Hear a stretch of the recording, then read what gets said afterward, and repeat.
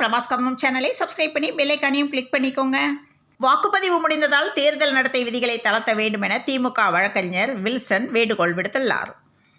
தேர்தலில் ஆர்வத்துடன் வாக்களித்து ஜனநாயக கடமையாற்றிய மக்களுக்கு நன்றி என டிடிவி தினகரன் நன்றி தெரிவித்துள்ளார். கோவை தொகுதியில் 1,00,000 வாக்காளர்களின் பெயர்கள் நீக்கப்பட்டதாக அண்ணாமலை குற்றம் சாட்டியுள்ளார்.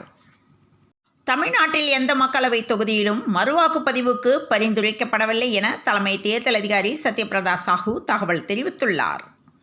சித்ரா பௌர்ணமியை முன்னிட்டு திருவண்ணாமலைக்கு சிறப்பு பேருந்துகள் இயக்கப்பட உள்ளது.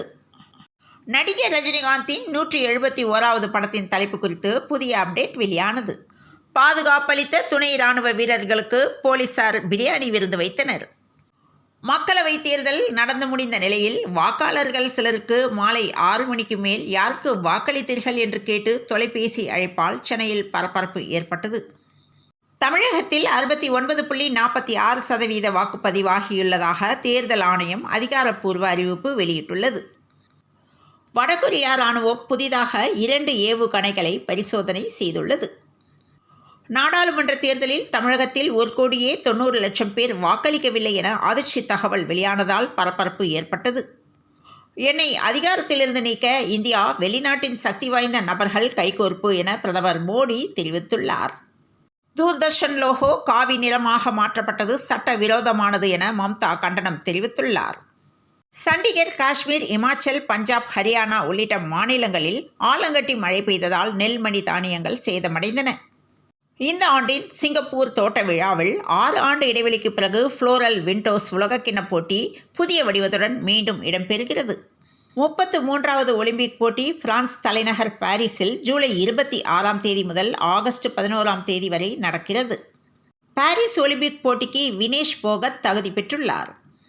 மத்திய விசாரணை அழைப்புகள் மூலம் எதிர்க்கட்சி பிரமுகர்களின் இல்லங்கள், தொழிற்கூடங்களில் அதிரடி சோதனைகளை நடத்தி நன்கொடை வசூலிக்க கற்றுத்தரும் ஊழல் பள்ளியை பிரதமர் மோடி நடத்தி வருவதாக ராகுல் காந்தி தெரிவித்துள்ளார்.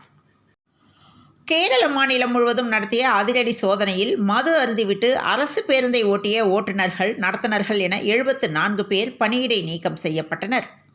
47 மில்லியன் ஆண்டுகளுக்கு முன் வாழ்ந்த அனகோண்டாவை விட பல மடங்கு பெரிய பாம்பின் படிமம் குஜராத்தில் கண்டறியப்பட்டுள்ளது. கெஜ்ரிவாலின் உடல்நிலை விவரம் குறித்து திஹார் சிறை நிர்வாகம் கவர்னருக்கு அறிக்கை அனுப்பியது.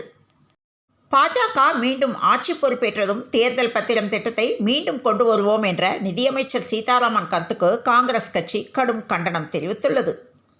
2வது T20 போட்டியில் பாகிஸ்தான் அபார பந்து வீச்சு நியூசிலாந்து 90 ரன்களில் ஆல் அவுட் ஆனது. டெல்லி கேபிட்டல்ஸ் அணிக்கு எதிரான ஆட்டத்தில் 7 விக்கெட்டுகளை இழந்த சன்ரைசர்ஸ் ஹைதராபாத் அணி 266 ரன்களை குவித்தது. டிராவிஸ் ஹெட் அதிரடியாக ஆடி 89 ரன்களை சேர்த்தார். ஆபரண தங்கம் விலை ரூபாய் 55,000 தாண்டி புதிய உச்சம் பெற்றது. இணைந்திருங்கள் பிரபாஸ் கதம்பம் செய்திகளுடன். இன்றைய நாள் அனைவரது வாழ்விலும் இனிய நாளாக அமைய வாழ்த்துக்கள்.